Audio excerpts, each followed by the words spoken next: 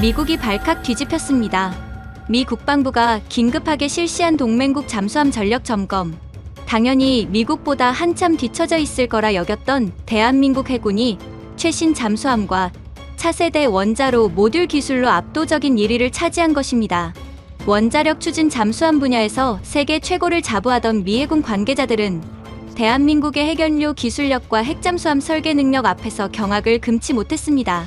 미국 언론들은 한국의 성능 수치는 과장됐다며 의혹성 보도를 쏟아냈지만 현장에 직접 입회한 미 해군 최고 지휘부는 철저히 검증된 결과라며 단호한 답변을 내놓았습니다.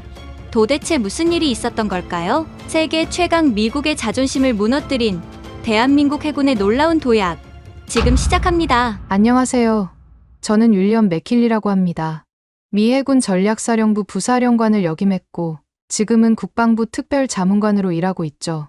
지금부터 제가 들려드릴 이야기는 불과 며칠 전 워싱턴 국방부 회의실에서 시작된 일입니다. 새벽 3시 긴급 소집 문자가 울렸어요. 펜타곤 지하 3층 상황실로 오라는 내용이었습니다. 복도를 걸으며 들리는 발걸음 소리가 텅 빈 건물에 메아리쳤고 심장이 빠르게 뛰기 시작했죠. 뭔가 심상치 않은 일이 벌어지고 있다는 직감이 들었습니다. 회의실 문을 열자 이미 합참의장과 해군참모 총장, 그리고 주요 장성들이 모여 있었어요. 모두의 표정이 굳어 있었습니다. 벽면 대형 스크린에는 태평양 지도가 펼쳐져 있었고 빨간색으로 표시된 잠수함들이 깜빡이고 있었죠. 맥킨리 장군, 앉으세요. 합참의장의 목소리가 무거웠습니다. 우리 핵잠수함 연료 공급에 심각한 문제가 생겼습니다. 저는 의자에 앉으며 스크린을 응시했어요. 태평양 함대 소속 버지니아급 잠수함 8척 중 절반이 연료 교체 시기가 임박했다는 보고였습니다. 문제는 우리 농축시설의 처리 능력이 한계에 달했다는 거였죠. 현재 우리 시설로는 향후 2년 내에 4척 모두를 처리할 수 없습니다. 해군참모 총장이 말을 이었어요. 최소 2척은 작전 공백이 생길 수밖에 없는 상황입니다. 회의실에 침묵이 흘렀습니다. 중국 해군의 움직임이 심상치 않은 이 시점에 태평양에서 우리 잠수함 2척이 빠진다는 건 치명적이었죠. 누군가 조심스럽게 입을 열었어요. 대안이 하나 있긴 합니다. 국방부 동아시아 담당관이었습니다. 한국이 최근 원자력 기술에서 상당한 진전을 보이고 있습니다. 만약 한국과 협력한다면 저는 그 말을 듣자마자 손을 들어 제지했어요. 잠깐만요. 한국이라고요? 제 목소리에는 비웃음이 섞여 있었습니다. 저는 2000년대 초반 부산 해군기지에서 3년간 근무했던 기억이 선명했어요. 당시 한국 해군은 독일에서 수입한 낡은 디젤 잠수함 몇 척이 전부였죠. 정비 매뉴얼도 독일어를 번역한 것을 쓰고 있었고 부품 하나 제대로 자체 생산 못하던 시절이었습니다. 제가 부산에 있을 때를 기억합니다. 저는 테이블을 가볍게 두드리며 말했어요. 한국 해군 장교들은 우리 기술을 배우려고 필사적이었죠. 질문 공세에 시달렸던 기억이 생생합니다. 스크린이 바뀌며 새로운 자료가 떴습니다. 한미 원자력 협정 내용이었어요. 빨간 글씨로 표시된 부분이 눈에 들어왔죠. 제철이 빈 농축 권한 제한이라는 문구였습니다. 보십시오. 한국은 여전히 우라늄 농축도 못하는 나라입니다. 제 목소리가 회의실에 울렸어요. 원자력 발전소는 많지만 핵심 기술은 우리가 통제하고 있죠. 그들이 뭘 할 수 있겠습니까? 하지만 동아시아 담당관은 포기하지 않았습니다. 맥킨리 장군님, 최근 정보는 다릅니다. 한국이 상당한 기술력을 축적했다는 보고가 있어요. 그는 새로운 파일을 열었죠. 화면에 한국의 최신 잠수함 사진이 떴습니다. 장보고 3라는 이름이 보였어요. 이건 그들이 자체 개발한 잠수함입니다. 리튬이온 배터리를 탑재했고 자막 능력도 상당하다고 합니다. 저는 코웃음을 쳤어요. 리튬이온 배터리, 그게 핵추진과 무슨 상관입니까? 장난감 수준이죠. 제 단호한 목소리에 몇몇이 고개를 끄덕였습니다. 한국은 영원히 의존국입니다. 저는 일어서며 단언했어요. 그들은 우리 없이는 아무것도 못합니다. 지난 70년간 그래왔고 앞으로도 마찬가지일 겁니다. 합참의장이 저를 바라봤습니다. 그의 눈빛에는 뭔가 다른 생각이 담겨 있었죠. 맥킨리 장군, 당신이 직접 확인해보는 게 어떻겠습니까? 저는 잠시 멈췄어요. 무슨 말씀이신지요? 한국으로 가서 현장을 직접 보고 오세요. 그의 목소리는 명령조였습니다. 당신의 판단이 맞다면 우리는 다른 대안을 찾아야 하니까요.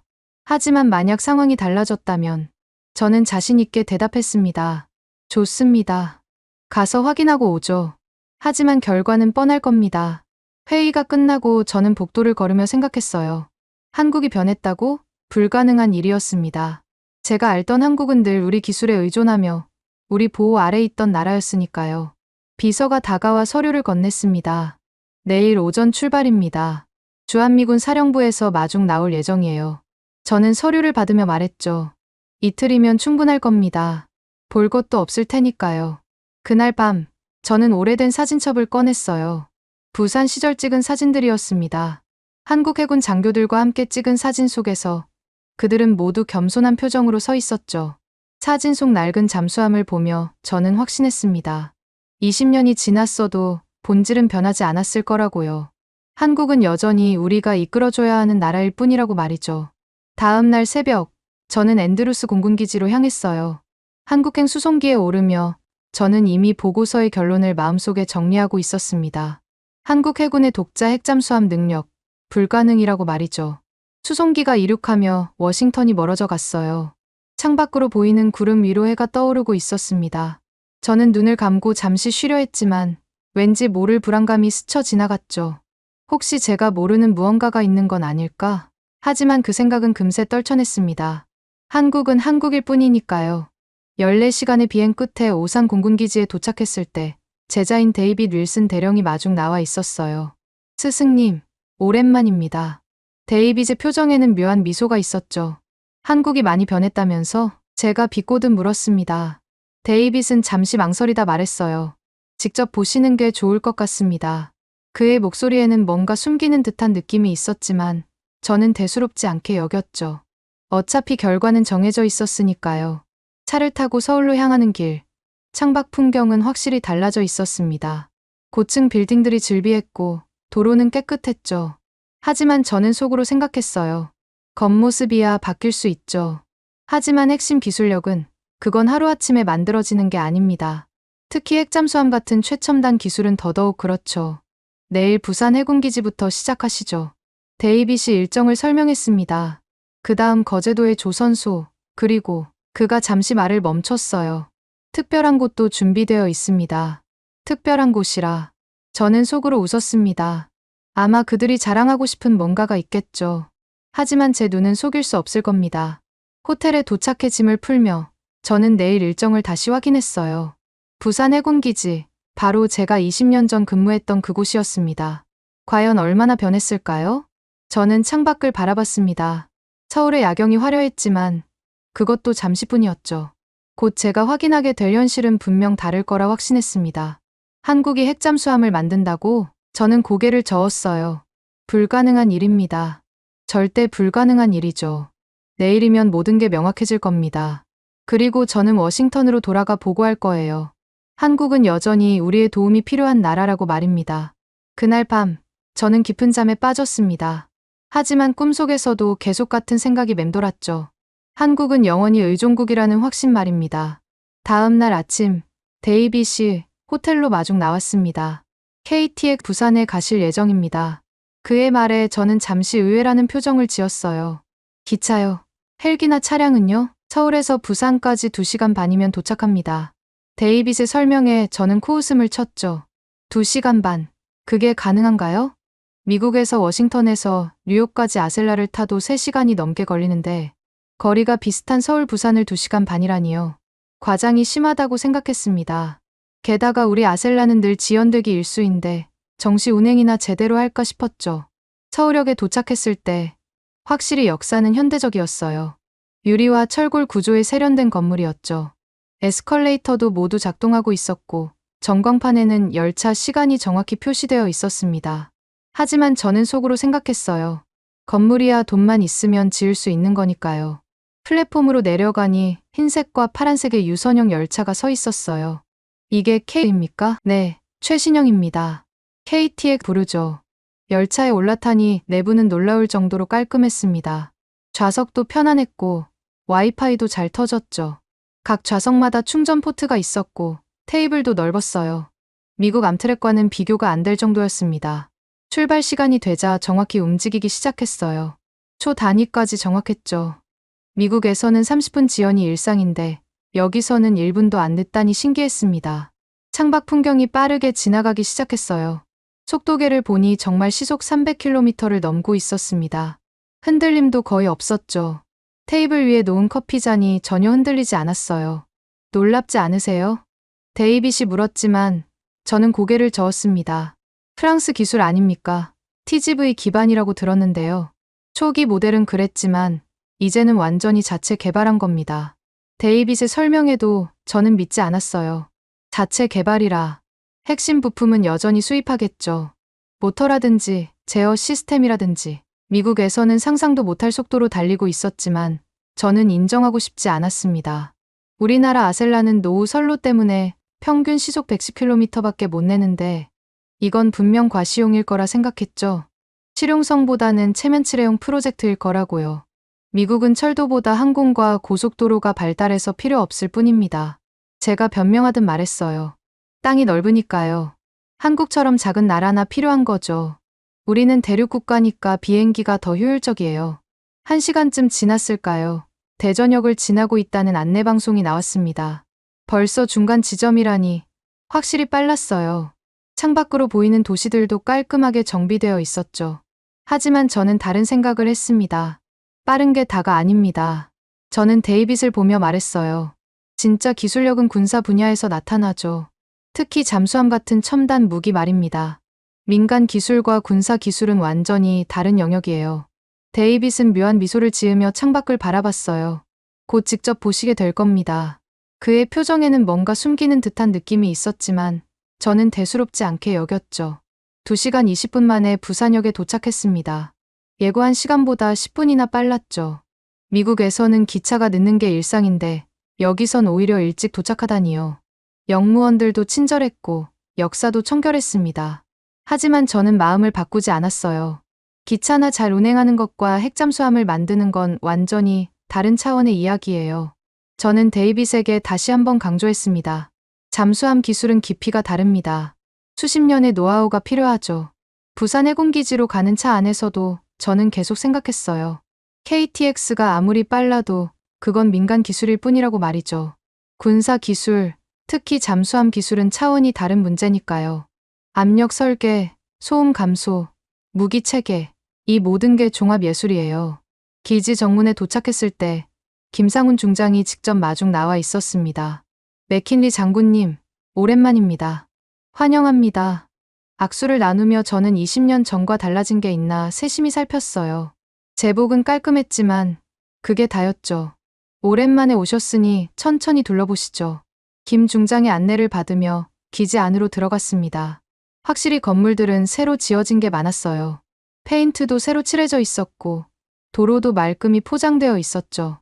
하지만 제 눈은 금세 문제점을 찾아냈습니다. 한쪽 구석에 녹슨 크레인이 그대로 있었어요. 20년 전 제가 봤던 바로 그 크레인이었죠. 저건 제가 있을 때도 있었는데 아직도 못 치우셨네요. 김 중장이 머뭇거렸습니다. 저건 이제 거의 사용하지 않습니다만 그래도 20년째 그대로네요.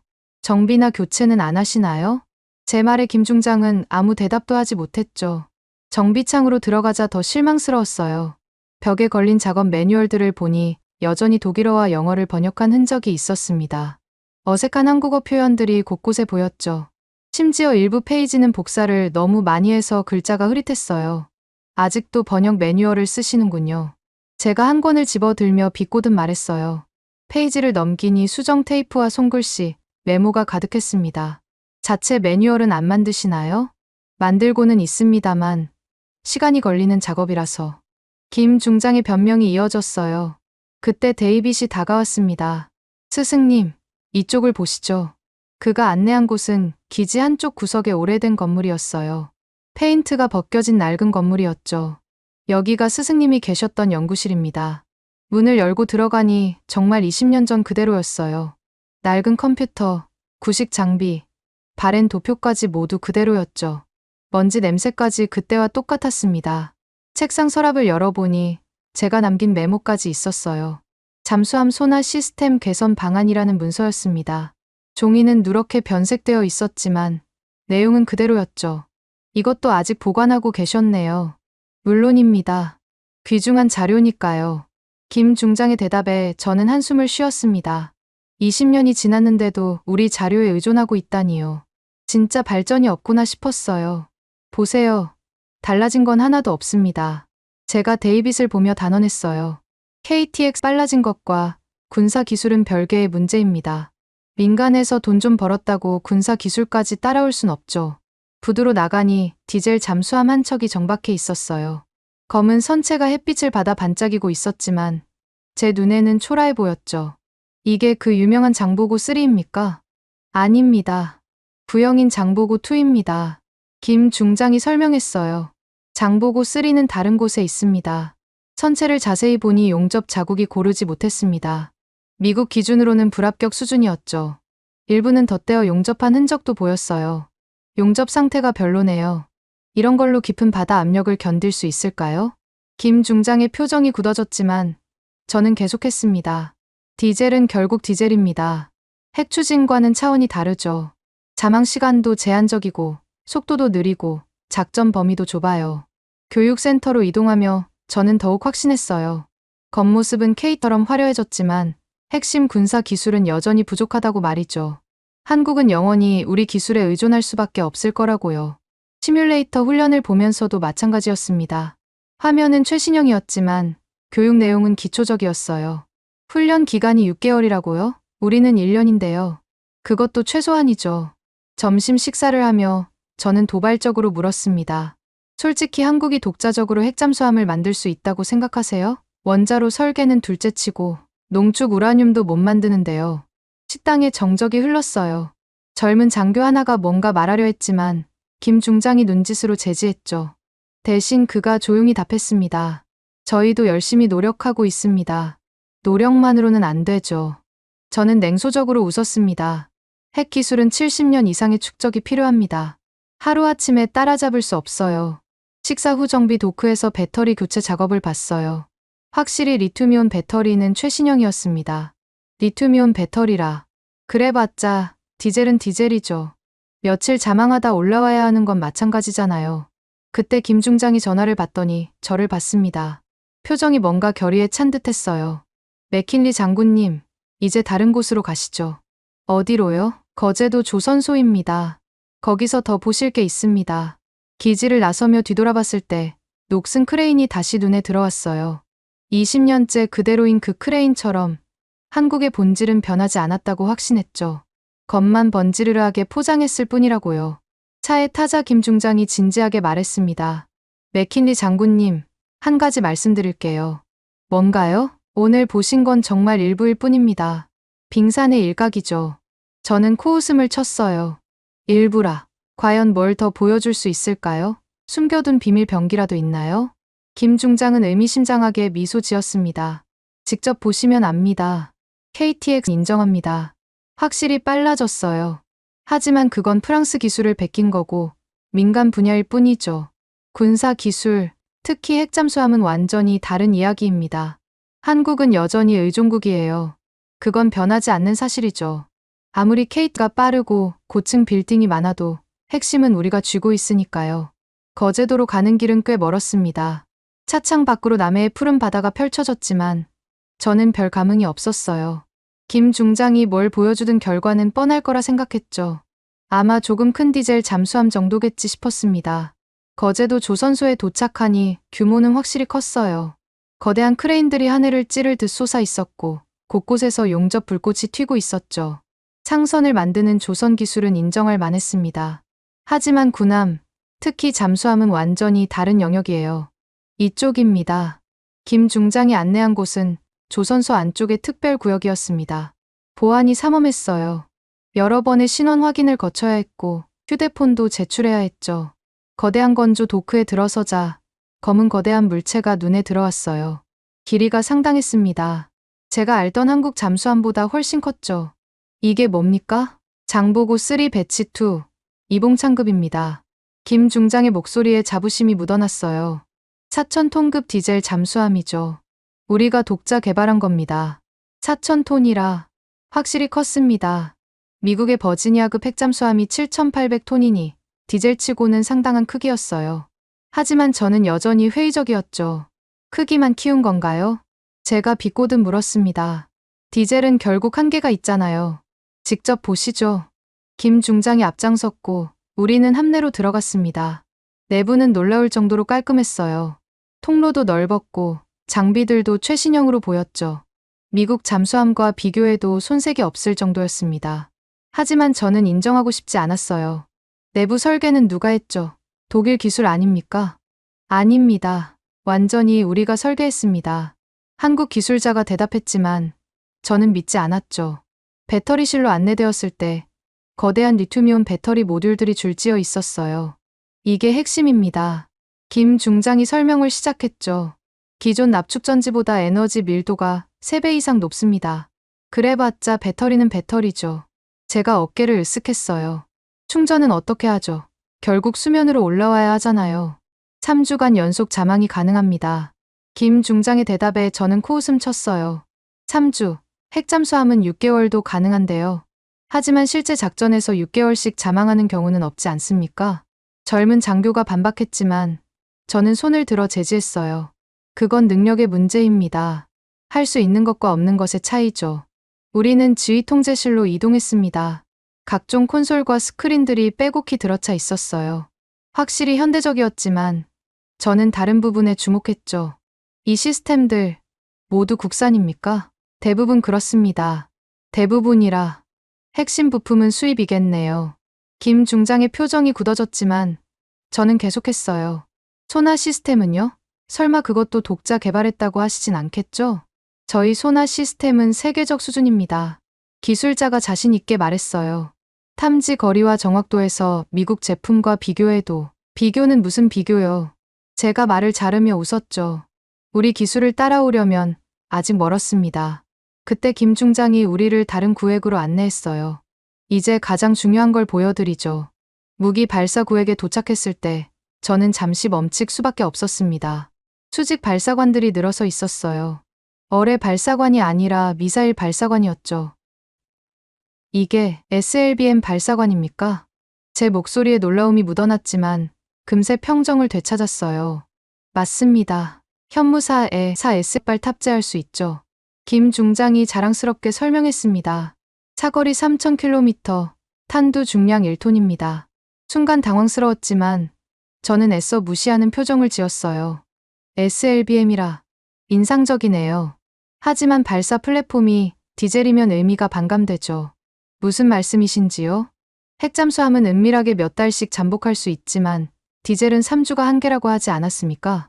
저는 발사관을 두드리며 말했어요. 아무리 좋은 미사일이 있어도 발사 위치가 들통나면 무용지물이죠. 김 중장이 뭔가 더 설명하려 했지만 저는 듣지 않았어요. 대신 발사관 주변을 둘러보며 흠을 찾기 시작했죠. 용접 부위, 배관 연결부, 전선 정리 상태 등을 꼼꼼히 살폈습니다. 여기 용접이 고르지 못하네요. 제가 한 부분을 가리켰어요. 이런 마감 처리로 깊은 수압을 견딜 수 있을까요? 충분한 테스트를 거쳤습니다. 기술자가 반박했지만 저는 고개를 저었어요. 테스트와 실전은 다릅니다. 어뢰실로 이동하면서도 저는 계속 비판적인 시각을 유지했어요. 어뢰는 뭘 쓰죠? 백상호 중어뢰와 청상호 경어뢰입니다. 독자 개발이라고 하시겠지만 기술 이전 받은 거 아닙니까? 제 질문에 담당자가 답답한 표정을 지었지만 저는 개의치 않았죠. 함교로 올라가니 각종 전자 장비들이 설치되어 있었어요. 잠망경도 최신형 전자식이었고 통신 장비도 현대적이었죠. 하지만 저는 여전히 부정적이었습니다. 이 모든 게 인상적이긴 하네요. 저는 팔짱을 끼고 말했어요. 하지만 3주 자망이라 그게 한계잖아요. 우리 핵잠수함은 이론적으로 무제한입니다. 실제 작전에서는 김 중장이 뭔가 말하려 했지만 저는 손을 들었어요. 실제고 뭐고 능력의 차이는 분명합니다. 저는 단호하게 말했죠. 3주 자망이라도 결국 한계는 분명합니다. 디젤은 디젤이에요. 잠수함을 나와 도크를 걸으며 저는 확신에 찬 목소리로 말했습니다. 확실히 예전보다 발전했네요. 인정합니다. 하지만 핵심이 빠졌어요. 핵심이요? 원자력 추진이죠. 그게 없으면 진정한 전략 무기가 될 수 없습니다. 김 중장의 표정이 묘하게 변했어요. 뭔가 더 하고 싶은 말이 있는 듯했죠. 잠시 침묵이 흐른 후 그가 입을 열었습니다. 맥킨리 장군님, 사실 보여드릴 게 더 있습니다. 또 뭐가 있죠? 더 큰 디젤 잠수함? 제가 비꼬자 김 중장이 고개를 저었어요. 아닙니다. 완전히 다른 겁니다. 그의 목소리에는 확신이 담겨 있었죠. 진짜는 이제부터입니다. 저는 의심스러운 눈으로 그를 바라봤어요. 진짜라. 과연 뭘 더 보여줄 수 있을까요? 따라오시면 알게 됩니다. 김 중장이 앞장섰고 우리는 조선소를 나섰어요. 차가 향한 곳은 조선소에서 멀지 않은 곳이었지만 더욱 삼엄한 경비가 서 있었죠. 지하로 통하는 입구 앞에서 김 중장이 멈춰 섰습니다. 여기서부터는 극비 시설입니다. 그의 표정이 진지했어요. 정말 준비되셨습니까? 저는 코웃음을 쳤습니다. 극비라. 좋아요. 뭘 숨겨놨는지 보죠. 하지만 속으로는 여전히 확신했어요. 아무리 비밀 시설이라 해도 한국이 보여줄 수 있는 건 한계가 있다고 말이죠. 디젤 잠수함에 SLBM을 탑재한 것도 놀랍긴 했지만 그뿐이었습니다. 엘리베이터를 타고 지하로 내려가는 동안 저는 생각했어요. 한국이 아무리 노력해도 넘을 수 없는 벽이 있다고 말이죠. 그건 바로 원자력 기술이었습니다. 도대체 얼마나 깊이 내려가는 겁니까? 제가 물었을 때 엘리베이터가 멈췄어요. 50m입니다. 김 중장이 답했죠. 문이 열리자 예상치 못한 광경이 펼쳐졌습니다. 거대한 지하 공간이었어요. 하지만 저는 애써 무덤덤한 표정을 유지했죠. 인상적인 굴이네요. 제가 말했습니다. 그래서 여기서 뭘 하시는 거죠? 김 중장이 미소 지으며 앞장섰어요. 직접 보시죠. 그때까지도 저는 확신했습니다. 한국이 뭘 보여주든 핵잠수함은 불가능하다고요. 그들에겐 기술도, 권한도, 경험도 없으니까요. 하지만 곧 제 확신이 흔들리기 시작할 일이 벌어질 거라곤 그때는 상상도 못했죠. 지하 50m, 문이 열리자 거대한 연구 시설이 나타났습니다. 천장이 높은 공간에 각종 장비들이 즐비했고 곳곳에서 연구원들이 바쁘게 움직이고 있었어요. 벽면에는 거대한 모니터들이 설치되어 있었고 복잡한 데이터들이 실시간으로 표시되고 있었죠. 온도는 서늘했고 공기 중에는 특유의 기계 냄새가 났습니다.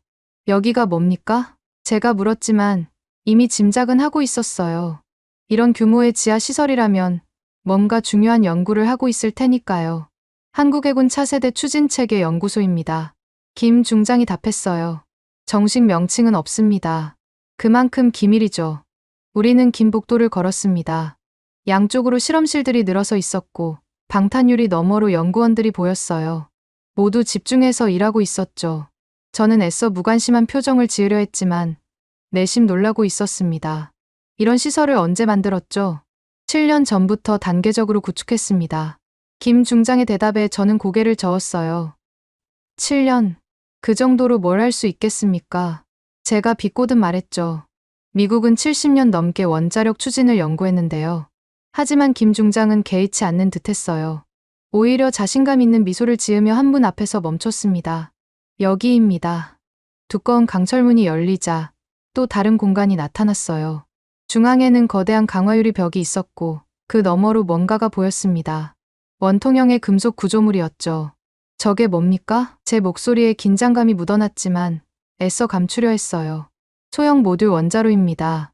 김 중장의 대답에 저는 잠시 말을 잃었습니다. 하지만 곧 정신을 차렸죠. 원자로라고요? 농담이시겠죠. 저는 코웃음을 쳤어요. 한국은 우라늄 농축도 못하는데 어떻게 원자로를. 보시면 압니다. 김 중장이 컨트롤룸으로 안내했어요. 수십 개의 모니터가 벽면을 가득 채우고 있었습니다.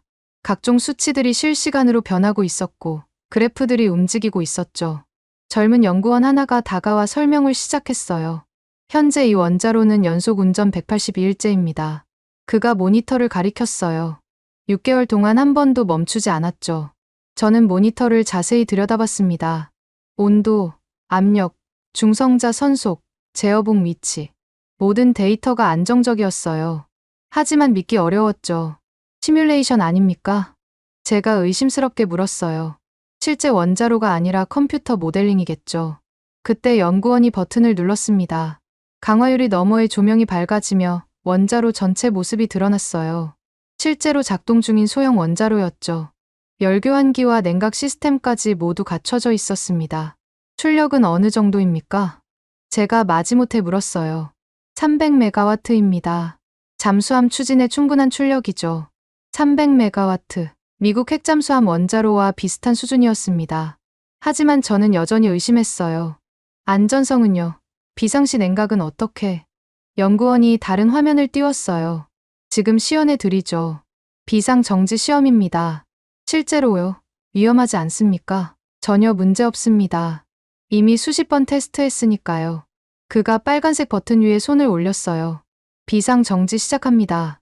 버튼을 누르자 경보음이 울렸죠. 모니터의 수치들이 급격히 변하기 시작했습니다. 제어봉이 자동으로 삽입되고 냉각수 순환이 가속화됐어요. 놀라운 건 모든 과정이 자동이었다는 겁니다. 보십시오. 연구원이 그래프를 가리켰어요. 사람이 개입하지 않아도 시스템이 스스로 대응합니다. 온도가 급격히 떨어지기 시작했어요.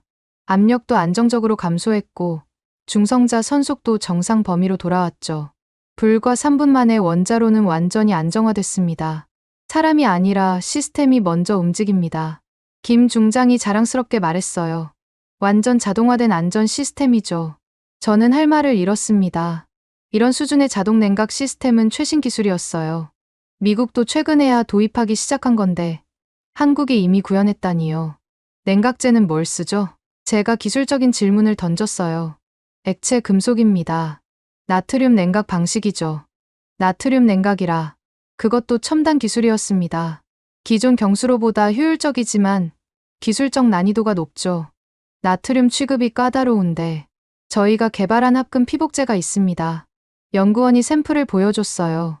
부식과 반응을 완벽히 차단하죠. 저는 샘플을 만져봤습니다. 확실히 특수한 재질이었어요. 하지만 인정하고 싶지 않았죠. 그래도 해결료는 어떻게 조달하죠?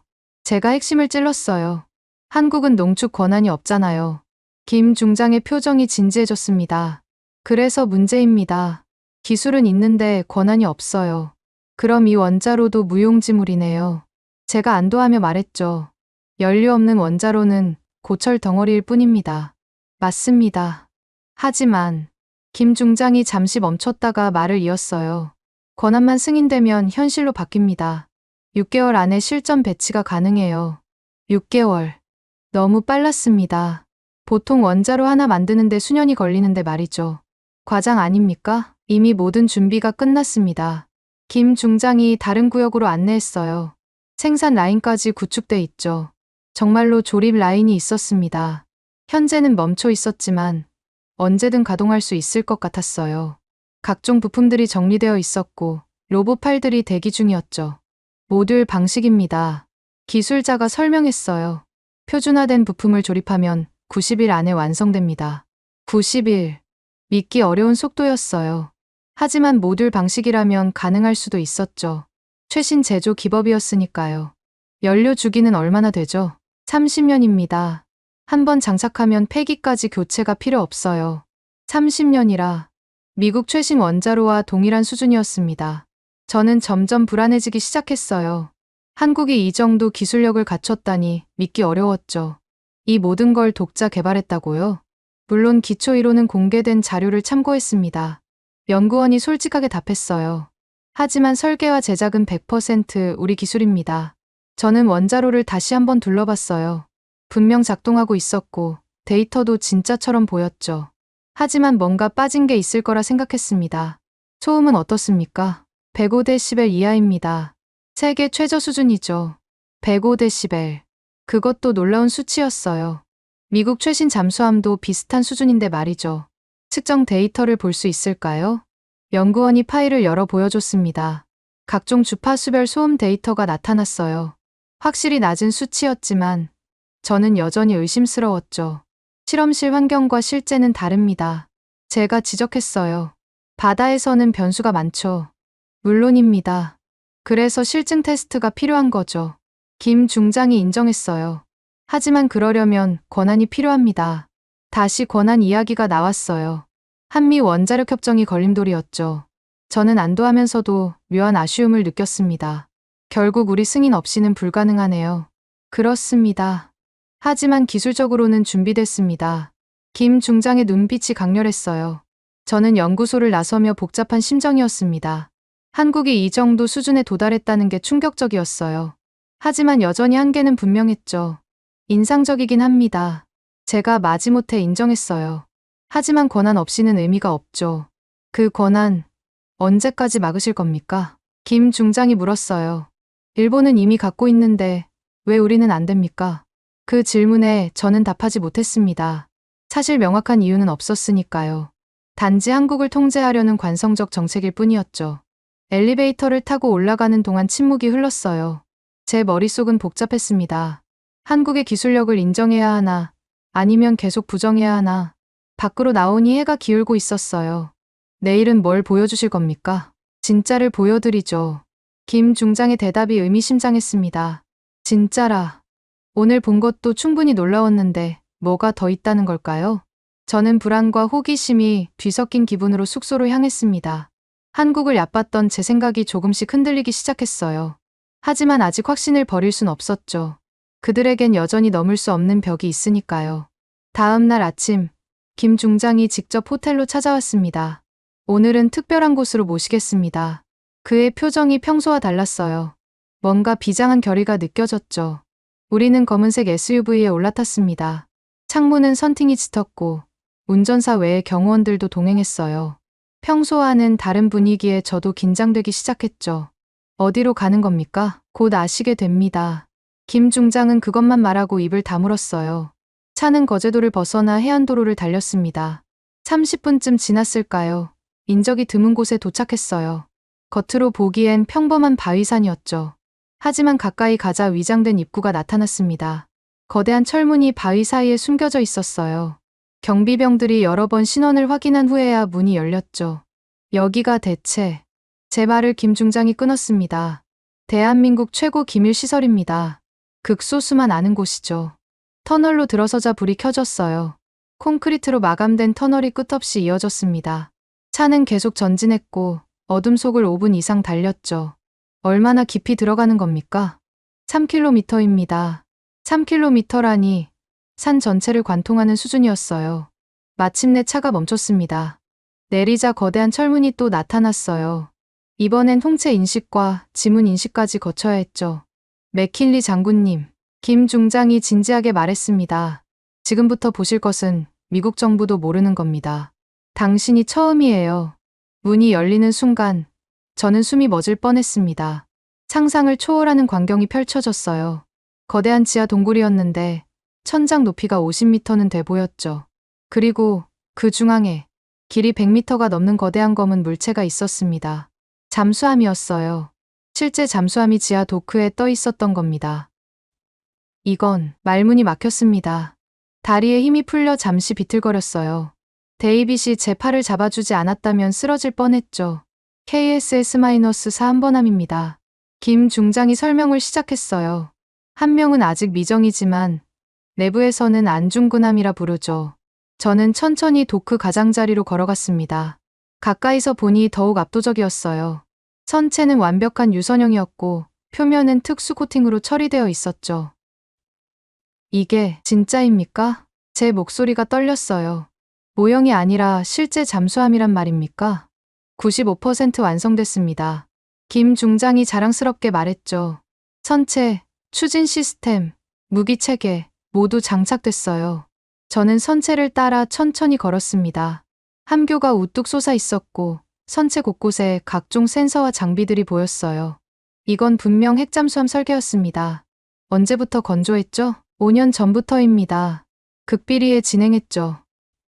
5년. 그동안 우리 정보기관은 뭘 한 걸까요? 이런 거대 프로젝트를 전혀 눈치채지 못했다니 말이에요. 어떻게 이런 곳을. 자연 동굴을 확장했습니다. 김 중장이 천장을 가리켰어요. 원래 있던 해저 동굴을 이용한 거죠. 출구는 바다로 연결돼 있습니다. 바다로 연결된 비밀 도크라니. 영화에서나 볼 법한 시설이 실제로 존재했던 겁니다. 저는 점점 현실감을 잃어가고 있었어요. 저기를 보십시오. 김 중장이 선체 중앙부를 가리켰습니다. 커다란 개구부가 있었어요. 직사각형 모양의 구멍이었죠. 저게 뭡니까? 원자로 모듈 삽입구입니다. 제가 다시 한번 충격을 받았어요. 그럼 어제 본 원자로가 맞습니다. 저 자리에 들어갈 겁니다. 모든 퍼즐이 맞춰지기 시작했어요. 모듈식 원자로, 표준화된 설계, 90일 제작. 이들은 처음부터 이 잠수함을 위해 준비한 거였죠. 모듈만 넣으면 90일 내 진수입니다. 김 중장의 목소리에 확신이 가득했어요. 모든 시스템은 이미 테스트를 마쳤죠. 저는 도크 아래로 내려가는 계단을 발견했어요. 내려가 보니 잠수함을 아래서 볼 수 있었습니다. 거대한 프로펠러와 방향타가 보였죠. 시력 프로펠러네요. 제가 중얼거렸어요. 소음 감소를 위한 최적 설계, 펌프제 추진도 검토했지만 효율성 면에서 이게 낫더군요. 기술자가 설명했습니다. 선체 아래쪽에도 각종 장비들이 빼곡했어요. 소나돔, 어뢰 발사관, 탈출 해치까지 모두 갖춰져 있었죠. 이건 완성된 잠수함이나 다름없었습니다. 이제 보셨죠? 데이빗이 제게 조용히 말했어요. 한국이 얼마나 준비됐는지 아시겠습니까? 저는 대답할 수 없었습니다. 20년 전 부산에서 봤던 낡은 디젤 잠수함이 떠올랐어요. 그때와 지금의 격차가 너무나 컸죠. 내부도 보시겠습니까? 김 중장이 제안했지만 저는 고개를 저었어요. 이미 충분히 봤습니다. 더 보면 제 믿음이 완전히 무너질 것 같았죠. 잠수 능력은 어느 정도로 예상하십니까? 제가 간신히 물었어요. 작전 심도 400m, 최대 심도 600m입니다. 그 수치도 미국 핵잠수함과 비슷했어요. 무장은 이미 어제 확인했죠. SLBM 6발과 어뢰 30발. 하지만 여전히 문제가 있잖아요. 저는 마지막 저항을 시도했습니다. 원자로 연료 말입니다. 농축 우라늄 없이는. 그래서 답답합니다. 김 중장이 한숨을 쉬었어요. 기술은 있는데 권한이 없어요. 일본은 되는데 왜 우리는 안 됩니까? 그 질문이 계속 저를 괴롭혔어요. 실제로 일본은 재처리와 농축 권한을 갖고 있었죠. 같은 동맹국인데 왜 차별하는 걸까요? 데이터를 보고 싶습니다. 제가 말했어요. 설계 도면, 성능 테스트 결과, 모든 자료를 보고 싶어요. 준비되어 있습니다. 김 중장이 브리핑룸으로 안내했어요. 방에 들어서자 벽면 가득 도면과 차트가 걸려 있었습니다. 테이블 위에는 두꺼운 보고서들이 쌓여 있었죠. 모든 자료가 영어로도 번역되어 있었어요. 저는 의자에 앉아 보고서를 펼쳤습니다. 첫 페이지부터 충격적인 내용이었어요. 자체 개발한 고장력 특수강, 독자 설계한 원자로, 세계 최고 수준의 정숙성. 이 모든 걸 숨기고 있었던 겁니까? 숨긴 게 아닙니다. 김 중장이 정색했어요. 때를 기다렸을 뿐이죠. 저는 계속 자료를 넘겼습니다. 볼수록 놀라웠어요. 이론적으로도 실무적으로도 완벽에 가까웠죠. 건조 비용은 얼마나 됩니까? 척당 3조 원입니다. 3조, 꽤 비싸네요. 미국 버지니아급의 절반 가격입니다. 절반 가격에 비슷한 성능이라 경제성까지 갖췄다는 얘기였어요. 이건 정말 위협적인 수준이었죠. 도크를 나서며 저는 깊은 생각에 잠겼습니다. 햇빛이 눈부셨어요. 지하의 거대한 잠수함이 현실인지 꿈인지 헷갈렸죠. 이제 어떻게 하실 겁니까? 김 중장이 물었어요. 워싱턴에 뭐라고 보고하시겠습니까? 저는 대답할 수 없었습니다. 한국을 무시하던 제 편견이 완전히 무너졌어요. 그들은 이미 준비가 끝났고 오직 우리 승인만 기다리고 있었죠. 차를 타고 돌아오는 길, 저는 아무 말도 하지 못했어요. 데이빗도 침묵을 지켰죠. 창밖으로 보이는 바다가 무겁게 느껴졌습니다. 숙소에 도착했을 때 김 중장이 마지막으로 말했어요. 내일 서울에서 브리핑이 있습니다. 합참의장님이 직접 설명하실 겁니다. 합참의장까지 나선다. 이건 한국 정부 차원의 메시지였어요. 더 이상 숨기지 않고 미국에 보여주겠다는 의지였죠. 그날 밤, 저는 잠을 이룰 수 없었어요. 지하 도크의 거대한 잠수함이 계속 눈앞에 아른거렸습니다. 95% 완성된 핵잠수함. 한국은 더 이상 20년 전의 그 나라가 아니었어요. 그들은 조용히, 그러나 확실하게 준비해왔던 겁니다. 이제 공은 우리에게 넘어왔죠. 다음 날 아침, 서울로 올라가는 KTX 안에서 저는 계속 어제 본 광경을 떠올렸습니다. 지하 도크의 거대한 잠수함이 자꾸 눈앞에 아른거렸어요. 데이빗은 제 옆에서 조용히 자료를 검토하고 있었죠. 창밖으로 스쳐 지나가는 풍경이 흐릿하게만 보였습니다. 국방부 건물에 도착했을 때 평소와 다른 분위기가 느껴졌어요. 경비가 삼엄했고 곳곳에 고위 장교들이 보였죠. 뭔가 중요한 일이 벌어지고 있다는 느낌이었습니다. 맥킨리 장군님, 어서 오십시오. 합참의장이 직접 로비까지 나와 저를 맞았어요. 이례적인 일이었죠. 보통은 부관이나 참모가 안내하는데 말입니다. 회의실로 들어가니 이미 여러 명이 모여 있었습니다. 해군 참모 총장, 국방부 차관, 그리고 청와대 안보실 관계자까지 있었어요. 한국 정부의 핵심 인사들이 총출동한 셈이었죠. 앉으십시오. 합참의장이 권하자 저는 지정된 자리에 앉았어요. 정면 대형 스크린에 한반도 지도가 떠 있었습니다. 맥킨리 장군님, 어제까지 보신 것들이 어떠셨습니까? 합참의장의 질문에 저는 잠시 말을 고르다가 답했어요. 솔직히 충격적이었습니다. 이제 전략적 차원의 이야기를 하려고 합니다. 그가 리모컨을 들었어요. 화면이 바뀌며 동북아시아 전체 지도가 나타났죠. 먼저 질문 하나 드리죠. 합참의장이 저를 똑바로 바라봤습니다. 일본의 상자위대의 잠수함 전력을 어떻게 평가하십니까? 갑작스러운 질문에 저는 잠시 당황했어요. 일본은 우수한 디젤 잠수함을 보유하고 있죠. 소류급과 타이게이급은 세계 최고 수준입니다. 맞습니다. 그리고 일본은 우라늄 농축과 재처리 권한도 갖고 있죠. 합참의장의 목소리가 날카로워졌어요. 언제든 핵잠수함을 만들 수 있는 능력이 있다는 뜻입니다. 저는 불편한 진실을 인정할 수밖에 없었어요. 그렇습니다. 일본은 1988년 미일 원자력 협정 개정으로 그 권한을 얻었죠. 화면이 다시 바뀌었습니다. 한국과 일본의 원자력 시설 현황이 비교되어 나타났어요. 숫자상으로 한국이 일본과 대등하거나 오히려 앞서 있었죠. 한국은 원전 26기를 운영 중입니다. 차관이 설명을 이어받았어요. 일본보다 많죠. 기술력도 이미 세계 최고 수준입니다. 그런데 왜 우리만 차별받아야 합니까? 그 질문에 저는 답하기 어려웠어요. 사실 논리적인 이유는 없었으니까요. 단지 미국의 오랜 정책 관성일 뿐이었죠. 일본은 플루토늄 46톤을 보유하고 있습니다. 안보실 관계자가 충격적인 숫자를 제시했어요. 핵무기 6,000개를 만들 수 있는 양이죠. 그런데 왜 한국은 안 됩니까? 저는 할 말을 잃었습니다. 객관적으로 봐도 형평성에 어긋나는 일이었어요. 같은 동맹국인데 왜 한국만 제한을 받는지 설명할 수 없었죠. 우리는 요구합니다. 합참의장이 단호하게 말했어요. 일본과 동등한 권한을 달라고요. 더도 말고 덜도 말고 똑같이만 해달라는 겁니다. 화면이 또 바뀌었습니다. 이번엔 중국 해군의 잠수함 전력이 나타났어요. 핵잠수함만 12척, 그리고 계속 늘어나고 있었죠. 중국의 위협은 날로 커지고 있습니다. 해군 참모 총장이 설명했어요. 우리 혼자 힘으로는 한계가 있죠.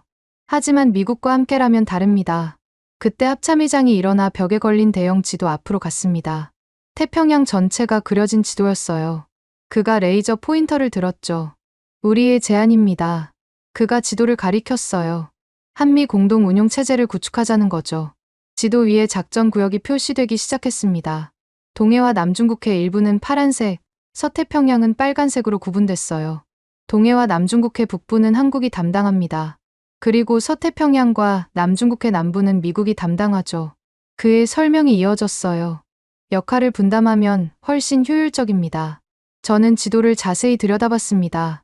전략적으로 타당한 구분이었어요. 한국은 중국과 가까운 해역을, 미국은 광활한 대양을 담당하는 거였죠. 우리 핵잠수함이 동해를 지키면 미국은 다른 곳에 전력을 집중할 수 있습니다. 합참의장의 설명이 계속됐어요. 윈윈이죠. 미국도 이익입니다. 확실히 일리가 있었습니다. 미국 해군도 함정 부족에 시달리고 있었으니까요. 신뢰할 수 있는 동맹국이 일부 해역을 담당한다면 부담이 줄어들죠. 한국 핵잠수함의 작전 반경을 보십시오. 화면에 원이 그려졌어요. 부산을 중심으로 5,000km 반경이었죠. 베이징, 상하이, 블라디보스토크 모두 커버됩니다. 전략적 가치가 명확했어요. 한국 핵잠수함이 그 해역을 담당하면 중국과 러시아를 효과적으로 견제할 수 있었죠. 미국으로서도 나쁘지 않은 제안이었습니다. 우리는 과시하려는 게 아닙니다. 합참의장이 진지하게 말했어요. 과시는 버리고 지속성을 택했습니다. 그 말이 인상적이었어요. 확실히 한국은 조용히 준비해왔죠.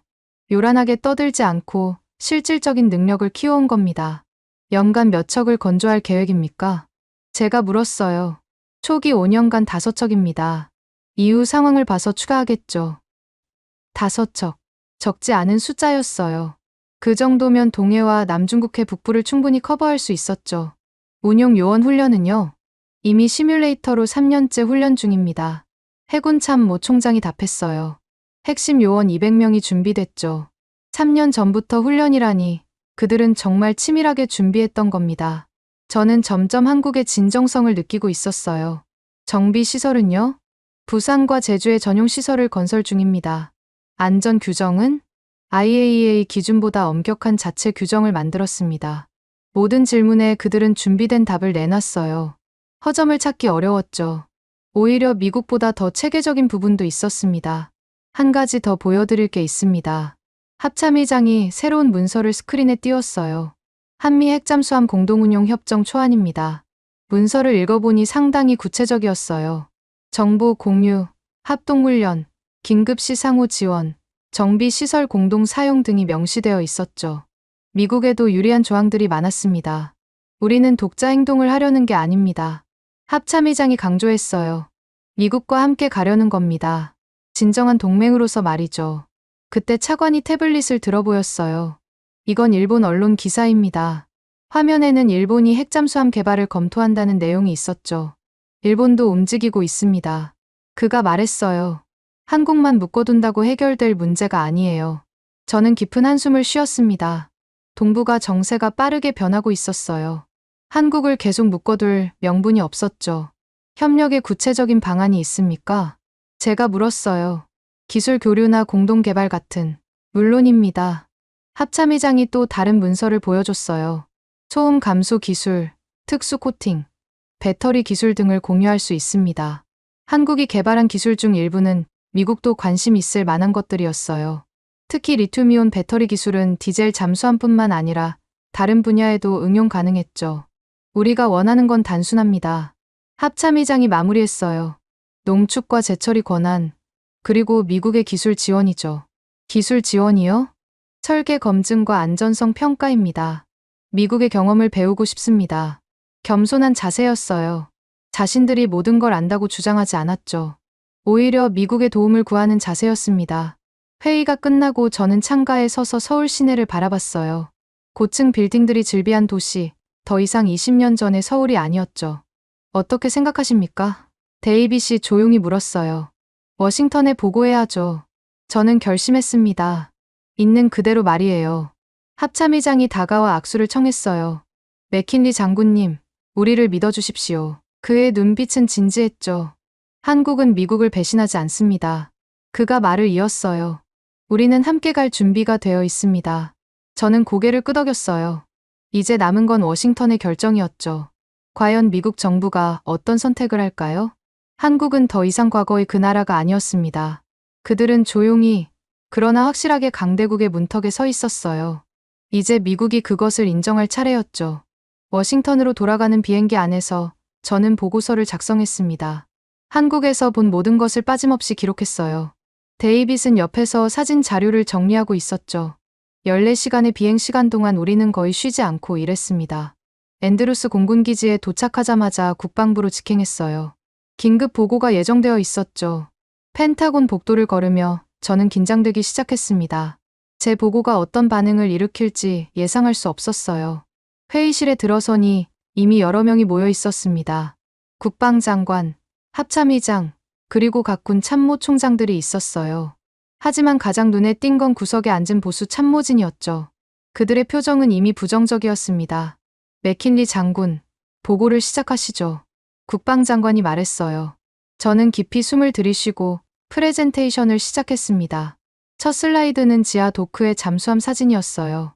회의실의 작은 술렁임이 일었죠. 이것은 한국이 비밀리에 건조한 7,000톤급 잠수함입니다. 잠깐, 7,000톤이라고요? 해군 참모 총장이 놀라서 물었어요. 그럼 핵잠수함 아닙니까? 정확합니다. 핵추진 잠수함입니다.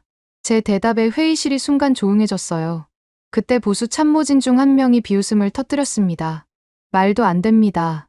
한국이 핵잠수함이라니요. 그는 존슨 중장이었어요. 대표적인 한국 경실론자였죠. 한국 기술은 허세입니다. 존슨이 계속 말했어요. 겉만 번지르르하게 만들어 놓고 핵잠수함이라고 주장하는 거겠죠. 저는 침착하게 다음 슬라이드를 넘겼습니다. 소형 모듈 원자로의 실제 작동 영상이었어요. 이것은 한국이 개발한 300메가와트급 원자로입니다. 화면에 각종 데이터가 나타났어요. 저는 천천히 설명을 시작했죠. 첫 번째 데이터입니다. 무중단 운전 6개월. 자동 냉각 시스템 성공률 100%. 그래프와 로그 기록이 화면에 떴습니다. 182일간의 연속 운전 기록이 선명히 나타나 있었어요. 날짜와 시간, 온도와 압력, 모든 데이터가 완벽했죠. 이게 진짜라는 증거가 있습니까? 존슨이 의심스럽게 물었어요. 조작된 데이터일 수도 있잖아요. 저는 준비한 문서를 꺼냈습니다. 이건 제가 직접 현장에서 확인한 내용입니다. 문서 아래엔 제 서명이 있었어요. 제 명예를 걸고 보증합니다. 국방장관이 문서를 받아 살펴봤어요. 그의 표정이 진지해졌죠. 맥킨리 장군이 직접 확인했다면. 두 번째 데이터입니다. 저는 계속했어요. 예상 연료주기 30년. 이번엔 원자로 설계 도면이 화면에 나타났습니다. 연료봉 배치와 농축도 계산이 상세히 표시되어 있었어요. 한 번 장착하면 폐기 시까지 교체가 필요 없습니다. 30년이라니, 그건 우리 최신 원자로와 같은 수준인데. 합참의장이 중얼거렸어요. 세 번째 데이터입니다. 저는 가장 중요한 자료를 띄웠어요. 수중 소음 105dB 이하. 음향 측정 그래프가 나타났습니다. 각 주파수별 소음 레벨이 표시되어 있었고, 모두 105dB 이하였어요. 이건 세계 최고 수준의 정숙성이었죠. 불가능합니다. 존슨이 벌떡 일어섰어요. 한국이 그런 기술을 가질 리 없어요. 우리도 겨우 달성한 수준인데. 저는 침착하게 다음 문서를 꺼냈습니다. 이건 한국 합참의 현장 확인 문서입니다. 문서를 펼치자 한국 합참의장의 직인이 서명했어요. 그리고 이건, 저는 마지막 페이지를 보여줬습니다. 제 서명과 데이빗 대령의 서명입니다. 미국 측 증인으로서 확인했습니다. 국방장관이 문서를 자세히 검토했어요. 날짜, 시간, 장소, 모든 게 명확했죠. 심지어 GPS 좌표까지 기록되어 있었습니다. 이건 주장이 아닌 기록입니다. 제가 단호하게 말했어요. 제가 두 눈으로 직접 본 사실이죠. 존슨이 뭔가 반박하려 했지만 옆에 동료가 그를 제지했어요. 데이터와 문서 앞에서 할 말이 없었던 거죠. 국방장관이 일어섰습니다. 다른 증거도 있습니까? 저는 태블릿을 들어 동영상을 재생했어요. 지하 도크의 잠수함을 360도로 촬영한 영상이었죠. 이건 제가 직접 촬영한 겁니다. 영상 속 잠수함은 압도적이었어요. 100m가 넘는 거대한 선체, 정교한 마감, 최신 장비들. 누가 봐도 완성 단계의 핵잠수함이었죠. 저 개구부가 보이십니까? 제가 화면을 가리켰어요. 원자로 모듈이 들어갈 자리입니다. 크기와 규격이 정확히 맞죠. 이번엔 데이빗이 나섰습니다. 저도 증언하겠습니다. 그가 일어섰어요. 한국의 기술력은 우리 예상을 훨씬 뛰어넘었습니다. 데이빗의 증언은 무거운 의미가 있었어요. 그는 3년간 한국에서 근무하며 직접 관찰한 사람이었으니까요. 특히 자동화 시스템은 놀라웠습니다. 데이빗이 계속했어요. 비상시 사람의 개입 없이도 원자로가 안전하게 정지됩니다. 국방장관이 저를 바라봤어요. 맥킨리 장군, 당신의 평가는 어떻습니까? 저는 잠시 숨을 고르고 말했습니다. 한국은 이미 준비가 끝났습니다. 우리가 승인만 하면 6개월 내 핵잠수함을 진수할 수 있습니다. 한국은 영원히 2등입니다. 존슨이 다시 외쳤어요. 아무리 기술이 있어도 경험이 없잖아요. 저는 그를 똑바로 바라봤습니다. 존슨 장군, 당신은 20년 전 한국을 보고 있습니다. 제 목소리가 회의실에 울렸어요. 하지만 한국은 이미 변했어요. 화면에 새로운 자료를 띄웠습니다. 한국 조선업의 세계 시장 점유율이었죠. LNG선 세계 1위, 초대형 컨테이너선 1위, 해양 플랜트 1위. 이게 뭐 어쨌다는 겁니까? 존슨이 비꼬듯 물었어요. 기술력의 증거입니다. 제가 답했죠. 복잡한 선박을 세계 최고 수준으로 만드는 나라가 잠수함을 못 만들 이유가 없습니다. 그때 합참의장이 입을 열었어요. 한국이 제안한 공동 운용 체제는 어떻습니까? 저는 준비한 지도를 펼쳤습니다. 전략적으로 타당합니다. 태평양 지도 위에 작전 구역을 표시했어요. 한국이 동해를 담당하면 우리 부담이 크게 줄어듭니다. 해군 참모 총장이 고개를 끄덕였어요. 확실히 우리도 함정이 부족한 상황이니 한국 없이는 작전이 어렵습니다. 제가 결론을 내렸어요. 그들은 이미 우리의 필수 파트너입니다. 존슨과 보수 참모진이 침묵했어요.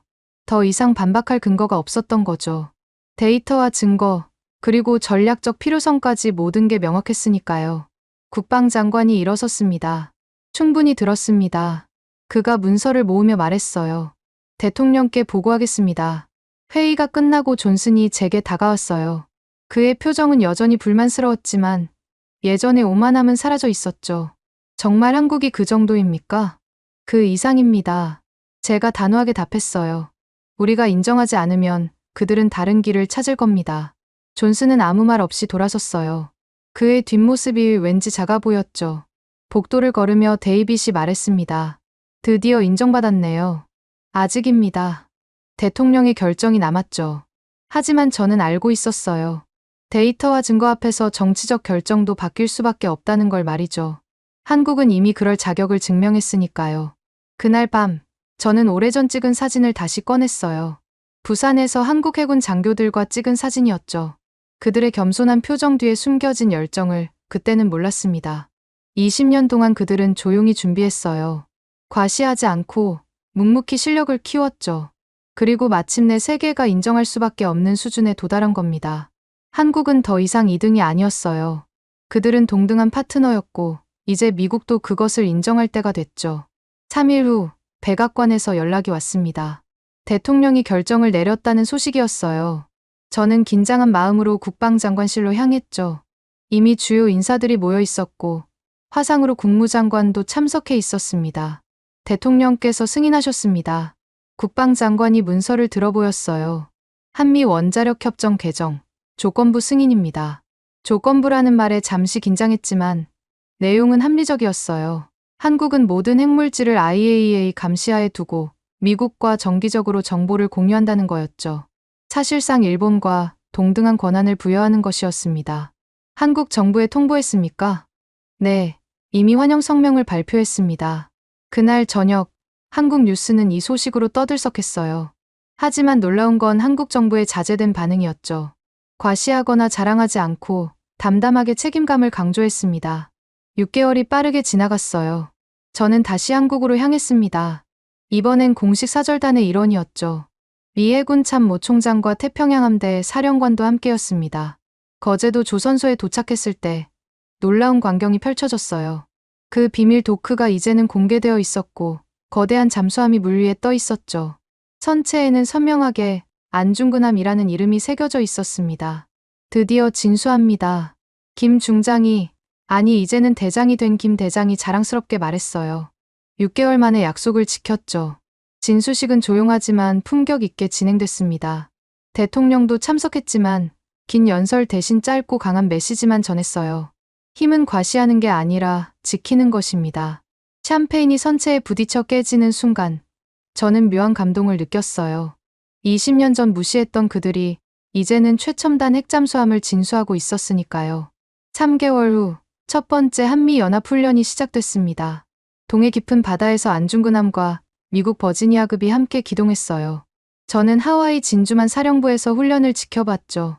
한국 잠수함, 현재 위치 불명. 소나 요원이 보고했어요. 30분째 추적 불가입니다. 30분. 그것은 안중근함이 정말로 조용하다는 증거였습니다. 105데시벨 이하의 소음은 거짓이 아니었어요. 우리 잠수함조차 추적이 어려울 정도였으니까요. 목표 포착. 갑자기 스크린에 신호가 나타났어요. 안중근함이 가상 적함을 완벽하게 포착한 거였죠. 어뢰 발사 시뮬레이션 성공. 훈련 결과는 놀라웠습니다. 안중근함은 모든 과목에서 우수한 성적을 거뒀어요. 특히 은밀 침투와 장거리 추적에서는 미국 잠수함과 대등했죠. 인상적입니다. 태평양 함대 사령관이 평가했어요. 한국 승조원들의 숙련도가 예상보다 높네요. 그들은 3년간 시뮬레이터로 훈련한 요원들이었습니다. 실전 경험은 부족했지만 체계적인 훈련으로 그 차이를 메웠어요. 무엇보다 그들의 열정과 집중력은 대단했죠. 1년 후 저는 다시 한국을 방문했습니다. 이번엔 두 번째 잠수함 진수식이었어요. 이순신함이라는 이름이 붙은 잠수함이었죠. 놀라운 건 건조 속도였습니다. 첫 번째보다 2개월이나 단축됐어요. 생산 라인이 안정화되면서 효율성이 높아진 거였죠. 연간 건조 능력이 어느 정도입니까? 제가 물었어요. 현재는 연 2척, 3년 내 연 3척까지 가능합니다. 한국 해군 참모 총장이 답했죠. 미국도 이런 속도는 달성하기 어려웠어요. 모듈화와 표준화의 힘이었죠. 한국의 제조업 경쟁력이 군사 분야에서도 빛을 발한 겁니다. 2년이 지났을 때 한국은 이미 4척의 핵잠수함을 운용하고 있었어요. 안중근함, 이순신함, 세종대왕함, 그리고 김좌진함이었죠. 모두 독립운동가나 역사적 영웅의 이름을 딴 것이었습니다. 중국의 반응은 즉각적이었어요. 그들의 잠수함 활동이 눈에 띄게 줄어들었죠. 동해와 남중국해 북부에서 한국 핵잠수함의 존재감이 확실했으니까요. 중국 잠수함 탐지, 거리 200km, 한국 해군 상황실에서 보고가 들어왔어요. 안중근함이 추적 중입니다. 예전엔 미국이 전담했던 임무를 이제 한국이 수행하고 있었습니다. 덕분에 미국은 다른 지역에 전력을 집중할 수 있었어요. 실제로 남중국해 남부와 인도양에서 우리 작전이 강화됐죠. 한국 덕분에 부담이 많이 줄었습니다. 태평양 함대 사령관이 인정했어요. 신뢰할 수 있는 파트너가 있다는 건 큰 자산이죠. 3년 차 되던 해, 저는 은퇴를 앞두고 마지막으로 한국을 방문했어요. 부산 해군기지는 완전히 달라져 있었습니다. 그 녹슨 크레인은 사라지고 대신 최신식 시설들이 들어서 있었죠. 맥킨리 장군님, 오랜만입니다. 김 대장이 저를 반갑게 맞았어요. 은퇴하신다고 들었습니다. 우리는 함께 부두를 걸었습니다.